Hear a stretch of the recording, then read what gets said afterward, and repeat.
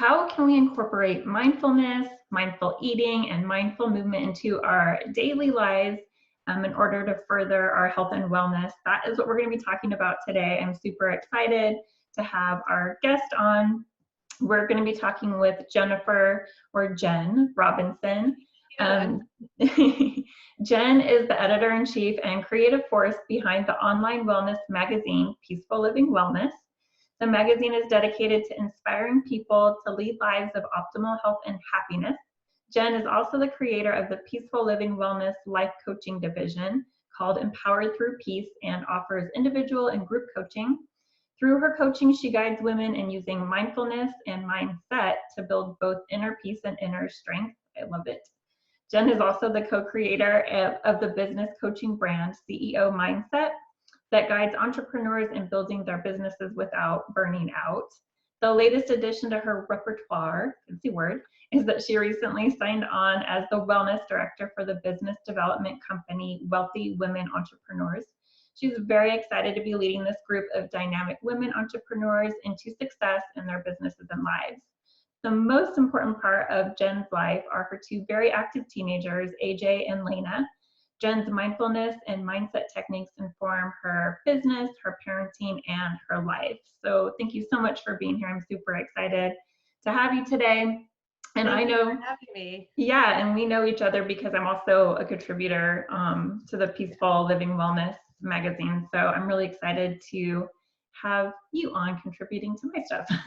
Thank you. And we love your content. So it is just such a pleasure to be able to give back to you because your content is just so valuable and our readers love it. Yay, thank you. And thanks so much for being here. I'm super excited for you to talk all about mindfulness and mindset.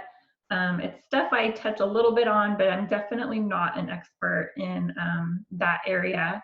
But one thing that I heard or read somewhere that has always stuck with me is, wellness is 80% nutrition, 20% exercise, but 100% mindset. So just to really share, it's all about our mindset. Yeah. And one of the things I do is I separate out what mindfulness is from mindset. Mm-hmm. To me, they're two different but interrelated things. And so we'll talk a little bit about what the difference is. Cool. So if we could start out just with your story, how you ended up where you are today. Well, after I gave you my longest bio that you were going to read that, I'm like, oh, sorry about that. I think your listeners know all about me at this point. Yeah, I apologize that bio was so long. But really, my story starts back when I was a child. Of course, as many of us who are in the health and wellness industry, we had our own struggles. For me, it's that I was born with anxiety. Now, it was the 1970s, and I was really lucky that I was born and raised in this crunchy little beach town in Southern California. And so my mom, being the kind of latter-day hippie that she was, she took me to yoga. And I was taught yoga and meditation to help me with my anxiety and also with my hyperactivity. Yeah. So I'm very grateful to her that she gave me mindfulness. Yoga and meditation are mindfulness practices instead of medication, which may have been the case if I had been born in the 80s. So that's how I started. Fast forward 20 odd years, and I found myself getting a PhD and really, really struggling with the stress of that. It was an incredibly stressful time of my life. The department I was in was just overwhelmingly difficult in many ways. And I had strayed away from my mindfulness practices. So I was talking to somebody in my grad program, and she said, yeah, I've been going to yoga at the Santa Barbara Yoga Center, and a light bulb went on. And I went, oh yeah, I remember yoga. And so I got myself back to yoga. And that started me on a path of really wanting to discover more and more about this mind-body connection that we talk about in yoga, in meditation, but in the bigger picture of mindfulness as well. Yeah. Awesome. That's so cool that your mom took you to yoga and Yeah. Yeah. It was and you're actually right, at an that's ashram too. that's It was super, funny. super California in the 70s. It was great. Awesome. Do you still suffer with anxiety a little bit, or you do? Yeah. Yeah. For those of us who do not have, um, I don't want to use the technical terminology, with our brains Yeah. are wired the way they are. Some of us, we are wired for anxiety. Some of us are wired for depression. And some of us are wired for things like schizophrenia and bipolar disorder. And mental health advocacy is something that's very important to me, and talking openly about it, that I don't see this as anything different than having something like diabetes or having cancer or being blind. I mean, these are all things that human beings can have. Mm-hmm. So absolutely, I practice mindfulness and mindset every single day. And if I do not, I suffer. And I use that word very literally. I suffer. But it's a bigger picture than that as well. As you know, from the incredible wealth of knowledge you have and that you share with your clients, nutrition is part of that. Exercise is part of that. If I don't have those parts of what I call my peaceful living recipe, then again, things get out of balance, things get Mm-hmm. off kilter. So yeah, I Yeah. do. And I use my tools every day. Yeah. Awesome. Yeah, there is so much that goes into just being healthy and well overall. And I feel like it can be overwhelming for some people. Sometimes it was for me because I felt like I had to change everything like right from the get-go. Yeah. But it's just one little thing at a time can help so much. And I really think that mindfulness and mindset can have a humongous impact on not only our mental health, but everything. Because like you said, there's that mind-body connection. Yeah. I So like to tell my clients, play with these things. yeah, I don't want you to think about, oh, I have to do this, I have to do that. I want you to think about, I'm going to try this out. I'm going to play with it and yes, see if it works for me. And then maybe it will, and maybe it's not something that does work for me. yeah. But I have so many different techniques. We find what works for that person. And hopefully they have some fun. My clients say they do, working on the different techniques. Mm-hmm.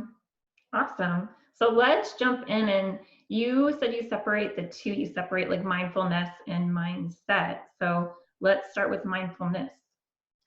Mindfulness is actually a much simpler concept than mindset. Mindfulness is the practice of being in the present moment and being non-judgmental about it. So that seems really simple on the surface.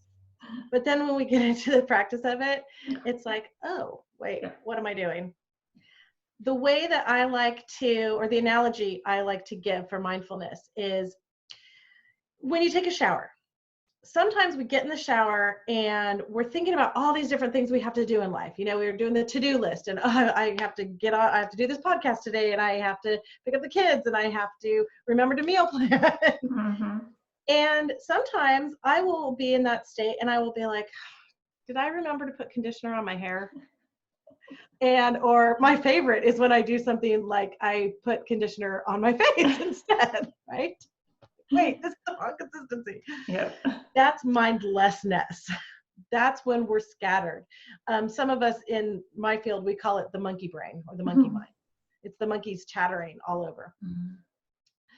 I like to encourage people to practice in the shower using the shampoo and really giving yourself a scalp massage, being in that moment of what you're doing.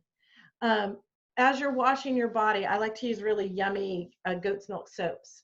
Really feel what that feels like to luxuriate in washing your body and being in that moment. And when the brain starts to go off to this direction and, oh my gosh, I can't forget to, just take a deep breath and bring it back in. And then the most important part is don't judge yourself. Don't sit there and go, oh crap, I let my mind wander, right? Because we do that. Yeah. And mindfulness tells us, no, don't do that to yourself. Be in a place of, oh, it's okay. Brains do that. I'm just going to bring it back in. And the more we practice that, the easier it is for us to stay focused on that present moment. Yeah. Awesome. I feel like being in the present moment, like you said, it's an easy, like we think of it as like have an easy concept, but it's really not. When It's I not for first us in our started, society. exactly. Yeah. We're so used to just go, go, go, go. What, thinking about my past, thinking about my future, but anything but like right now. Yeah.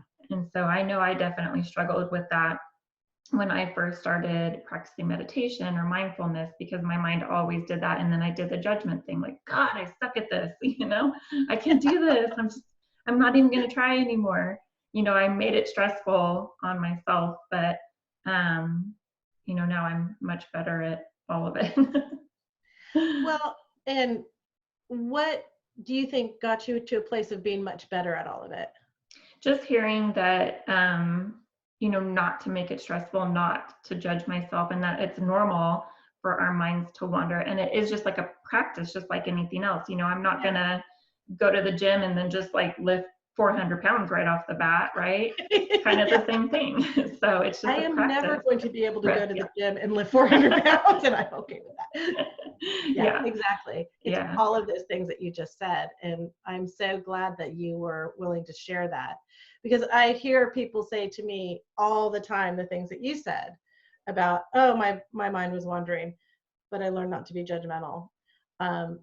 And, oh, I'm not good at this. They think, people say to me all the time, I can't meditate. Yeah. And I'm like, nobody actually can meditate. We actually just do it. Yeah. And it's because it's a practice. Mm-hmm. Absolutely. Now, you asked me about mindset as well. Yeah. So mindset to me is different. Mindset and what I do with my clients is building on that foundation of peace that we lay with the mindfulness. Mindfulness brings us into a place, of peace and relaxation. Mindset to me builds our inner strength. And that's what I see as like the stepping stones coming up out of the foundation of the mindfulness. I use techniques like, one of my favorites is a mindset technique that asks you, what can you control in this situation? What can you not control in this situation? And that is such an important question to ask ourselves, because so many of us, and I used to say especially women, but I think that's because I mostly work with women. Yeah. Now that I've been married for so many years to a man, I realize no, men do this too. We want to control. We want to control what's around us. Yeah. And when we can give up some of that control and say, I don't need to control this. I don't want to control this, and let it go, that helps us. Then when we say, okay, no, I can control this part, I can do what I can when I can, that gives us a sense of strength and saying, yeah, I can do this. Yeah, it doesn't matter that I can't do that other thing. So again, that's just one example of many different mindset techniques that I use. So mindfulness is sort of a type of mindset. Sorry, I'm having issues with this top. And, but it is all about relaxation. And it is all about being at a place of peace. And mindset can be any number of different things. It can be, for me and what I do with my clients, it's about that empowerment. For other people, it can be reaching goals, right? How do you bring success into your life? People who do fitness training, they do mindset for fitness training, just a different type. Yeah. Yeah. Wow. That's so, I don't know, that's so good. And I feel like that's something that people struggle with, like the inner strength, the inner peace, just empowerment. And then, again, like you said, wanting to control everything. But then I feel like wanting to control everything is part of what contributes to feeling like we can't control anything. We can get very overwhelmed by wanting to control and it not working out. Yeah. So I like that. What can I control in this situation, and what's just beyond my control at this point? So let's talk a little bit about mindful eating. Yeah, one of my favorite topics. Yeah. Because I love to eat. So how do we do that? What is mindful eating? How does it help us? Well, let's take what we've already learned about mindfulness, that is being in the present moment. And let's use an example like the shower, except we're not even in the shower. But what do we often do? We often sit down and we eat a meal in front of the television.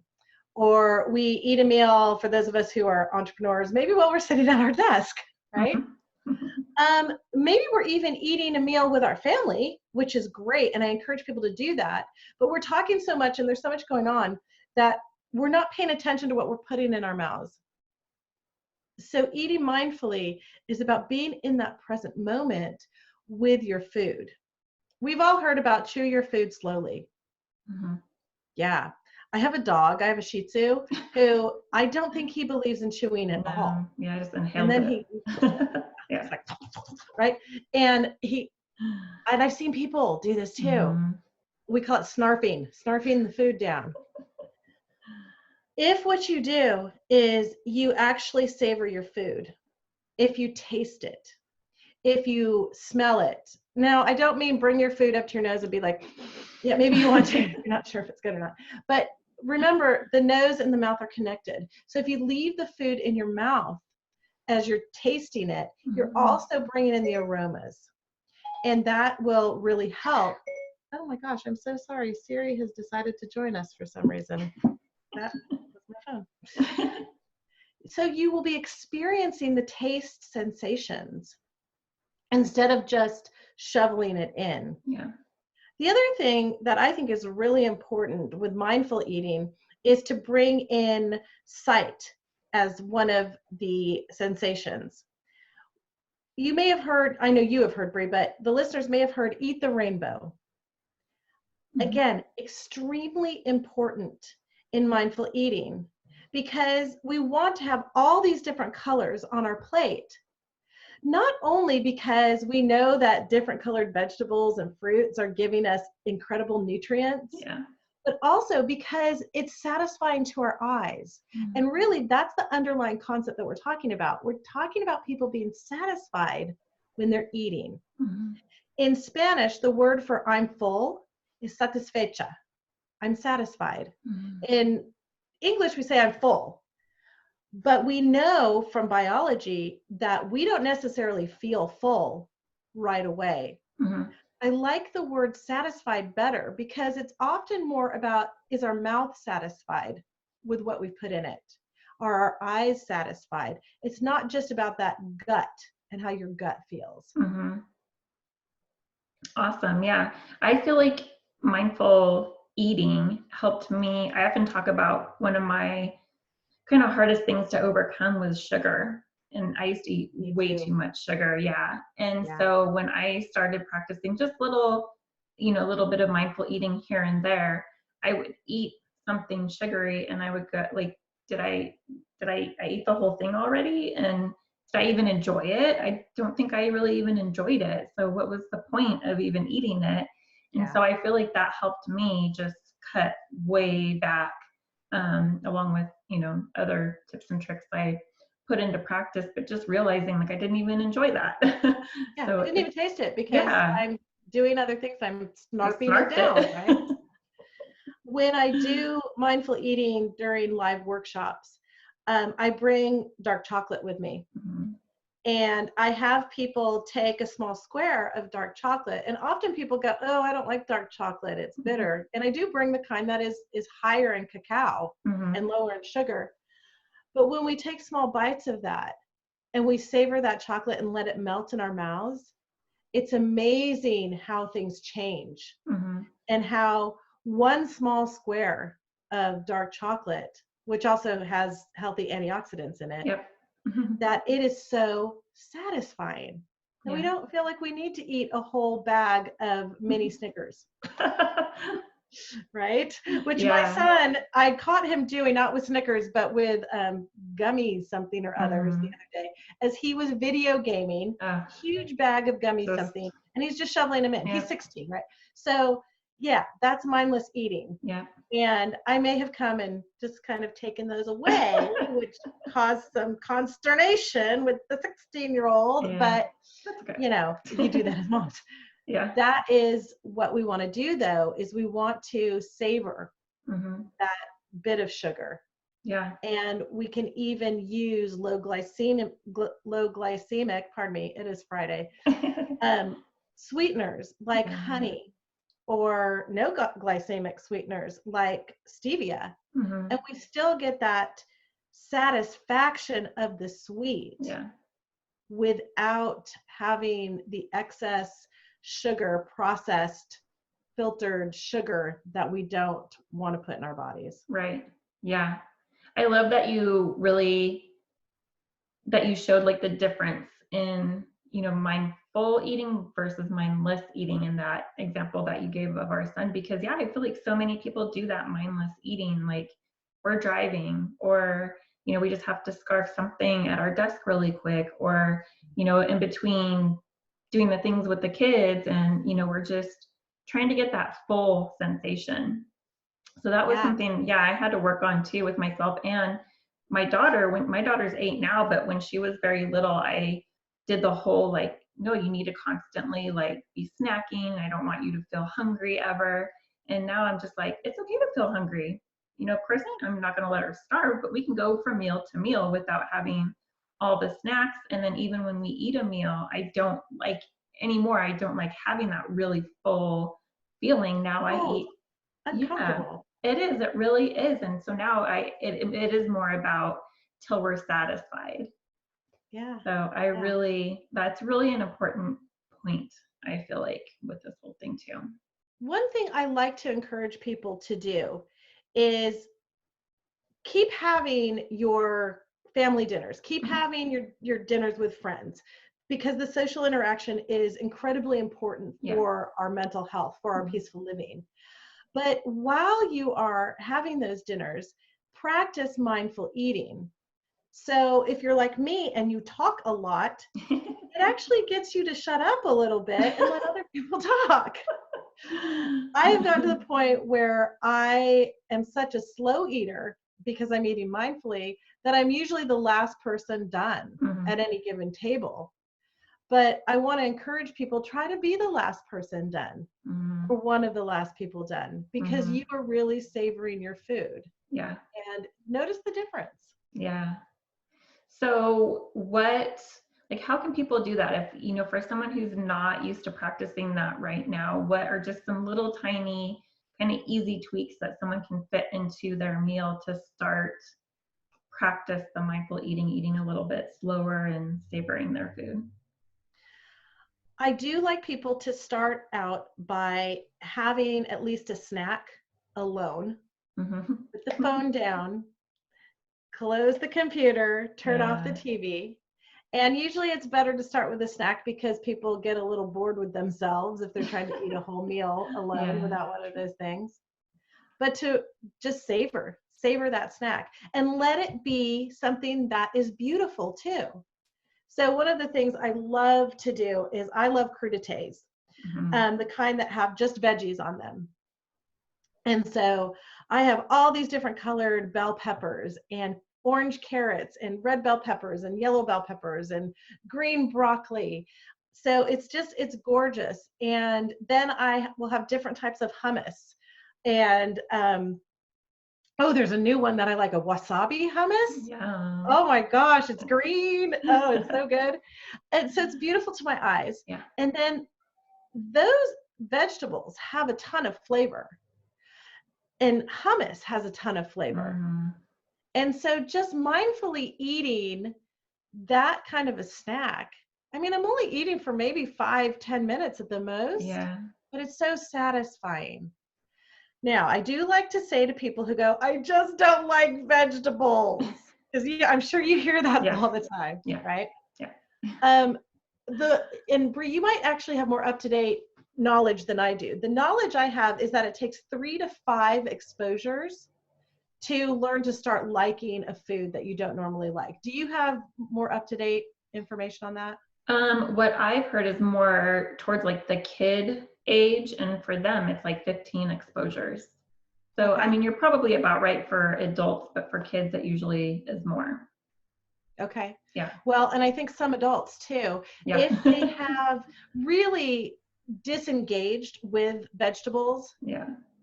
since they were children, it will probably take them that amount of True. time as Yeah. well. Mm-hmm. With adults, well, and with kids too, because I have a picky eater. My daughter's a picky eater. The other thing I suggest, and I'm sure this is something that you suggest too, is trying those vegetables in different ways. Mm-hmm. The story I give is I always thought I hated Brussels sprouts. I was like, oh, they're Yep. bitter, they're soggy, bleh. And then I had crispy Brussels sprouts. Yeah. Yep. That They're makes a difference. roasted. Yeah. They're so good. Oh Yeah. my gosh. So I have to have Brussels sprouts with bacon.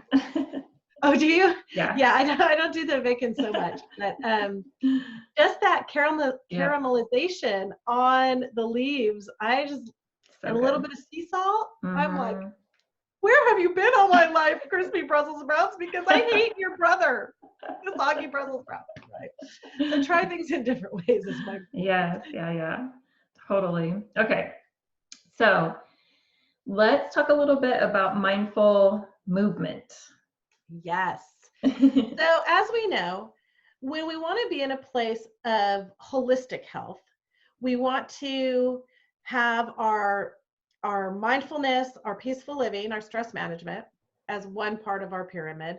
We want to have our healthy eating as another part of our pyramid. Mm-hmm. And then we want to have movement. Now, my friends who are runners, they do not like mindful movement because Yeah. I tell them to slow down. No. Now, you don't have to slow down for good. Mm-hmm. What mindful movement is, it's about making that connection between the body and the mind. Now, notice how I switched the words on that. In yoga, we talk about mind-body connection. In my yoga classes, because I'm a yoga therapist, we talk about body-mind connection. I want people's bodies to tell their minds how to move, what they need for that yoga class for that day. So let me transfer that over to a different type of fitness. I'm not a runner anymore, but I was at one point. And now I like to walk briskly. Just getting up there in age, kind of did a number on the feet with all the running and dancing on my tippy toes when I was younger. Yeah. So now, I do. I wear really good shoes. But I often will be on a treadmill. And I noticed that the panel, the digital display on the treadmill was really distracting me because I was getting into that runner's mindset of, ooh, I got to go faster. I got to go longer, go, go, go, go, go, go, go. That is not mindful movement. So now what I do is I cover that up with a towel so I don't see it. Mm-hmm. And I let my body tell me what I want to do on the treadmill. So that does two things for me. One, it allows me to get the exact amount of exercise I need for that day. That's really important because on the days that I was looking at the digital display and I was pushing myself, when I was done, I would be exhausted and I wouldn't be able to work. Yeah. I wouldn't be able to stay up long enough at night to be with my kids and help them with their homework. Yeah. Now, some days I can do that kind of thing and I'm fine. But if I'm pushing it, and that's the point, if I'm pushing past what my body is telling me it wants. So now what I do is I bump that speed up as my body's saying, yeah, it feels good. I want to go a little bit faster. And then as I'm getting to the point where I'm like, okay, this is feeling like it's too much, I just bump it back down. And I'm not worried about if I've been on there 15 minutes. I'm not worried if I've been on there 20 minutes. I have gotten to the point where my body tells me, like, I know almost exactly when I have been going for 20 minutes. I like to go for 30 minutes. And then I do a 10-minute, slow it down, cool down. And again, because I have that body-mind connection, I'm able to time it without looking at that panel. That's the same thing I want other people to do. Now, if you are training for some kind of endurance run, or if your nutritionist and your trainer are telling you, look, you got to get the cardio up more, absolutely continue to use those goals, but spend at least 10 minutes of just listening to your body. And just, if you need to go slow, go slow. If your body's like, yeah, I feel like skipping right now, then skip, right? Dance like nobody's watching. Give yourself that 10 minutes at least of mindfulness. And then you can get into training for your 5K, your 10K, or I was having lunch with a new friend the other day, and she said, yeah, I just did a 50-mile run. Yeah. And she's my age. Wow. Yeah. And I'm like, you are amazing. Yeah. I know. I have a So, neighbor who's a runner, and he's getting ready for one of those, and I'm just, I can't even, I don't even know, because I don't like running at all. So right, that blows my right, mind. But yeah, right. that's amazing that people do that. And yet I've known some endurance athletes in the past, and in fact, I had one as a client, and she said, even with all of those endorphins that I get, I still am stressed out and worried all the Mm, time. And it's because she's flooding her brain with endorphins and adrenaline, and she's not giving her brain any cortisol or serotonin or dopamine. mhm. And those are the hormones that allow us to be calm and happy. So we have to do all of that. Yeah. So doing the mindful movement, will that give us more of those like happy, calm hormones, as well as just being more connected, listening to our body more? What I have found, and what the research of people who are in, especially the health at every size movement, Hmm. this is a movement out of California where they're really presenting a lot of research that says that, look, if you are eating the rainbow, if you're eating mindfully, if you're participating in mindful movement, you will find that you are healthy. Hmm. And we're talking about like blood test healthy. Yeah. It doesn't matter what that scale says. What we're finding is the mindful movement, what it does is it gives our brains the dopamine, the serotonin, the oxytocin. Those are our calm, happy hormones. Hmm. And it also gives our brains the endorphins and the adrenaline, but in a lower dose so Hmm. that we don't go into adrenal or endorphin fatigue, Yeah. because that's when we have serious issues, and it takes a long time. When you're To in adrenal recover. fatigue, Yeah. it takes a long time to get out of that. It really does. Yeah. Oh, that's so good. So what was that movement that you mentioned again? The healthy It's called health at health, every size. health at every size. Yep. Okay, awesome. I love that. Um, I talk too about not focusing on like your weight per se, Yeah, I know you because do. yeah, especially as a nurse, I mean, I can't even tell you how many thin people I saw that had schizophrenia and depression and cancer. And they were thin, their weight was good, they looked good on the outside, but on the inside, so unhealthy. So Suffering. yeah, totally. So I really like focusing on the my body connection, or body mind connection, and eating the rainbow and all those things, because that is where true wellness happens. It So is. yeah, That's kind of the critical junction. it really is. And Yeah. y'all, I do want to also give a little shout out for Bree. One of the reasons that I invited her to be a contributor to Peaceful Living Wellness, and we're not one of those sites that we have new contributors all the time. We are a group of hand-picked wellness authors and coaches. So this is something that we are very particular about, that every one of our contributors at Peaceful Living Wellness, that they adhere to our values of being very practical, being very realistic, being uplifting, and being healthy, because there's so much out there that, Hmm. especially in the nutrition field, Yeah. that is just unhealthy. Yep. And Bree really gives some of the best coaching, some of the best health advice that I have heard. And I've been around a long time. I mean, I'm half a century old.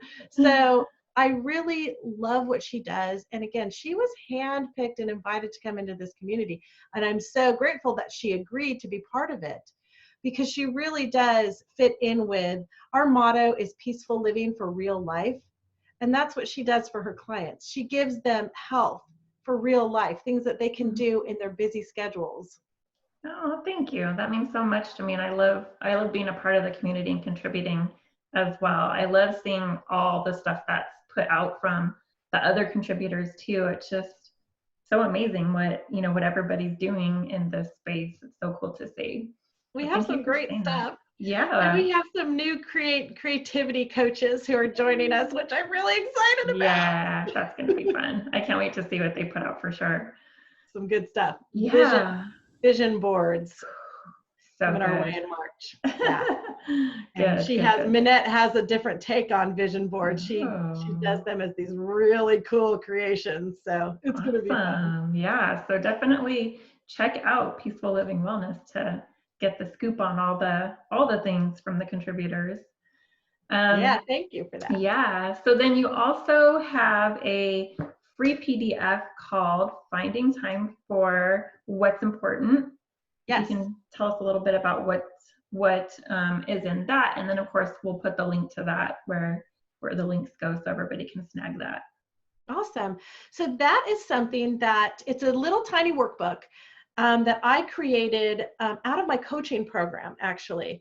One of the things that most of my clients struggle with is time management, because we all, with the exception of just a couple people, have jobs and kids. Mm-hmm. And people are always just like, I'm so busy, I'm so busy, I'm so busy. And what I do with them is I go through and talk to them about what their values are, what is important to them. And then we prioritize the things that they're doing in their life, and Mm-hmm. they have to write it out hour by hour. That's in the workbook. Mm-hmm. You can do it hour by hour, or you can do it in chunks. But it will help you to figure out the things that you're doing that are not serving your health, that are not serving your higher self, Yeah. that are maybe stressing you out too much. Yeah. And so, yeah, that's a nice little freebie that we offer. And when people sign up for that, they also get the weekly roundup of the articles that have been published on Oh, Peaceful cool. Living Wellness. So that goes right into Awesome. their inbox, Yeah. and they are able to see, oh, this week we have Kim Halen talking about what we can learn about our emotions from horses. And we have a great healthy recipe from Dr. Stephanie. And so that Yeah. just comes into their inbox, and then they're like, oh yeah, I'm going to go read that article. Yeah. And Oh, again, awesome. it's all free. Yeah.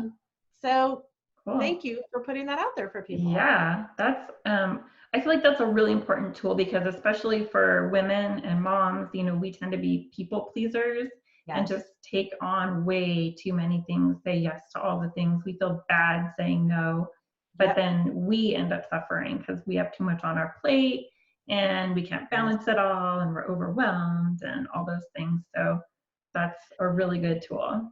I call it helium hand syndrome. Yeah, I'll do it. I like that. Let's pop that balloon. Yeah, there you go. That's a good one. I like that. Awesome. Well, thanks so much for being on today. I think that this is such a great topic that isn't talked about enough and isn't put into practice enough. So, Thank you for for having me yeah, on. I jump at any chance I have to spread the word about mindfulness, because you guys, it's easy. Everybody can do it. yeah, It's free. You don't have to go spend a yeah, ton of money. And it's just about practicing and being yeah, kind to yourself. So thanks for the yeah. opportunity, Brie. I really appreciate it. Yeah, thanks so much for being on. And then if you, have any questions or if you enjoyed this, please feel free to, take a screenshot and then tag us. I'm at Hippie Dippy Mom. You're at Peaceful PeacefulLivingWellness.com. Living Wellness. And then send us a direct message or contact us in some way. Let us know if you have any questions, give us feedback. We would really appreciate that. So thanks again. You're welcome. Yeah, have a good day.